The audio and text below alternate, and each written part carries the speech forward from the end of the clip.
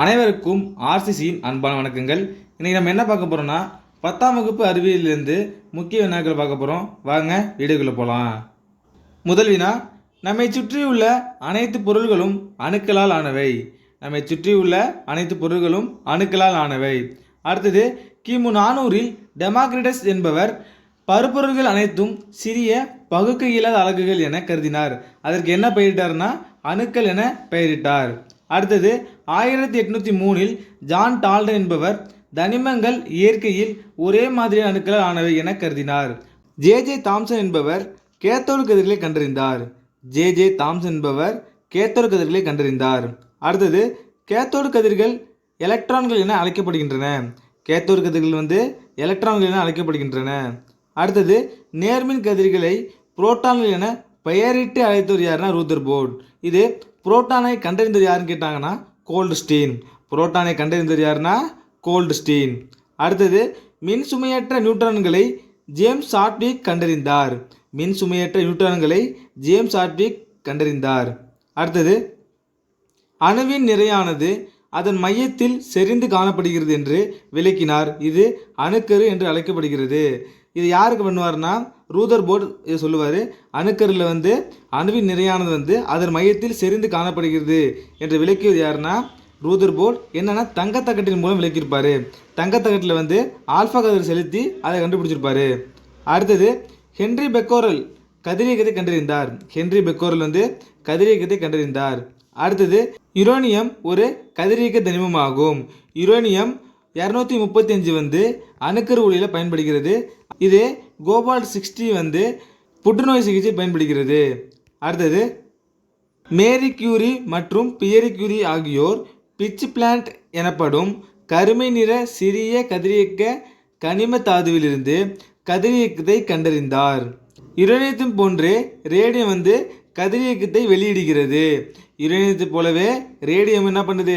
கதிரியக்கத்தை வெளியிடுகிறது. அடுத்தது, யுரேனியத்தின் தாது எதுனா பிட்ச் பிளான்ட். யுரேனியத்தின் தாது பிட்ச் பிளான்ட். அடுத்தது, மேரி கியூரி மற்றும் பியரி கியூரி கண்டுபிடித்த புதிய பொருளுக்கு என்ன பெயர்னா ரேடியம் என்று பெயரிட்டு அழைத்தனர். அப்போ ரேடியத்தை கண்டுபிடிச்சது யாருன்னா மேரி கியூரி மற்றும் பியரி கியூரி. என்னது கண்டுபிடிச்சாங்க? ரேடியம்.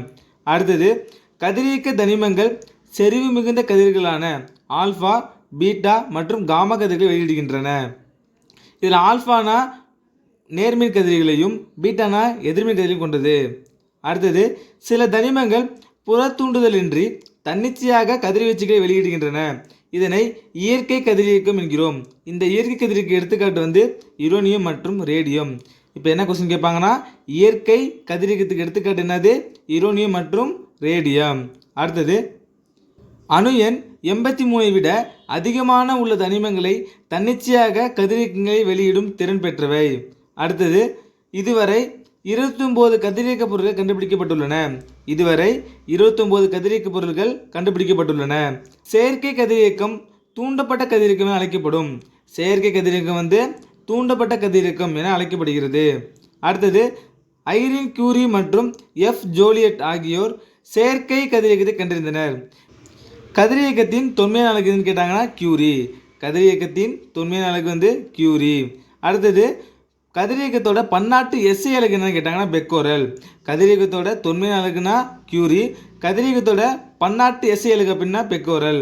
அடுத்தது, இயற்கை கதிரியக்கத்தை கட்டுப்படுத்த முடியாது. இயற்கை கதிரியக்கத்தை கட்டுப்படுத்த முடியாது.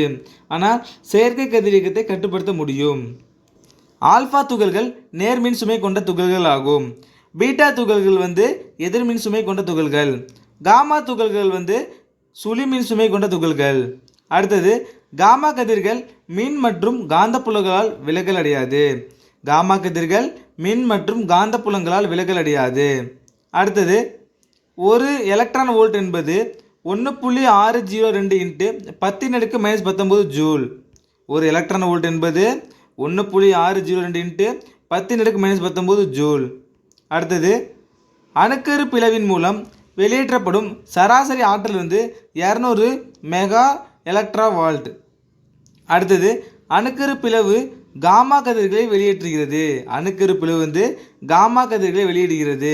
அடுத்தது, கதிரியக்க பாஸ்பரஸ் ஐசோடோப் 32 பயிர் உற்பத்தி அதிகரிக்க பயன்படுகிறது. கதிரியக்க பாஸ்பரஸ் ஐசோடோப் 32 வந்து பயிர் உற்பத்தியை அதிகரிக்கிறது. யுரேனஸ் கோள் பெயரிட்ட பிறகு யுரேனியம் கண்டுபிடிக்கப்பட்டது. யுரேனியத்தை கண்டறிந்தது யாருன்னா மார்டின் கிளாபரர். யுரேனியத்தை கண்டறிந்தது யாருன்னா மார்டின் கிளாபரர்.